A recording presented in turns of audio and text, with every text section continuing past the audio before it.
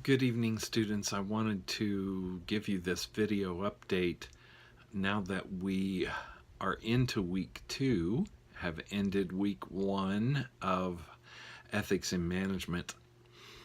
And with apologies, because my eyes are old, I'm also going to put on my reading glasses. This is going to produce a little bit of a glare, but it's necessary for me to be able to be reminded of some things that I've written down. I want to just give you a quick overview of our topics and then mention some just nuts and bolts of how the course works. As you know, we've just finished this week on utilitarianism, which is one of the 3 major methods or ethical systems, if you will, that will form the foundation of our ethical reasoning. Utilitarianism. In week 2, we'll explore deontology. That was inspired by Immanuel Kant.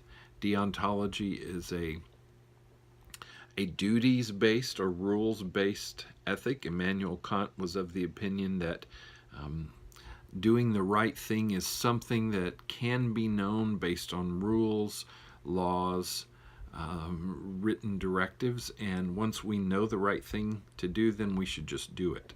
The third major category that we will look at in week 3 is based on Aristotle. It's an Aristotelian virtues approach, which is very much personified ethics. The way I choose to live my life is important, and any ethical reasoning is done from the perspective of the individual's own living out of those characteristics.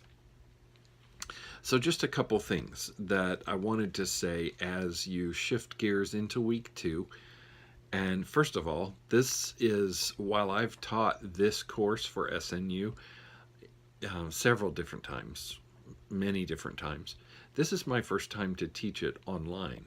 And I know that there are some limitations. It's just different online than in class. And so we will get through this successfully. By now, you've also seen the feedback that I give to your papers.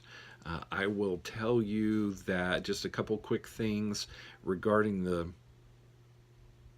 the discussion each week. More than likely, unless I see something that is off base enough that I think it needs to be corrected for accuracy in terms of the thought that's expressed, I'm probably not going to give a lot of direct feedback on the discussions. But your weekly reflection paper and response paper, as you can see, I do insert comments.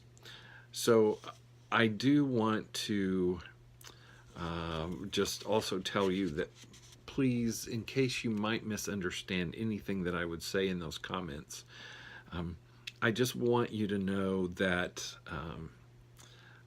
my intent is to be supportive. And yet, because this is graduate school, I am going to pay attention to APA formatting as well as to spelling, grammar, proper citations, and that kind of thing. There is also a rubric that's used, and sometimes I will put my comments in a question. Maybe that's just that I'm not certain if I know what you meant right there, but I'm asking for clarification. But again, don't be discouraged, don't be frustrated, or think that my comments in any way are negative or critical. That is not my intent. At that point, I'm dealing specifically the way that my dissertation chair dealt with me in terms of asking and posing those kinds of questions. Okay, I'm wanting to keep this less than 5 minutes, so I'm going to say great first week. Welcome to week 2. I'll post another one of these sometime soon. Thank you, and you know how to reach me, so if you have any questions, please let me know. Take care.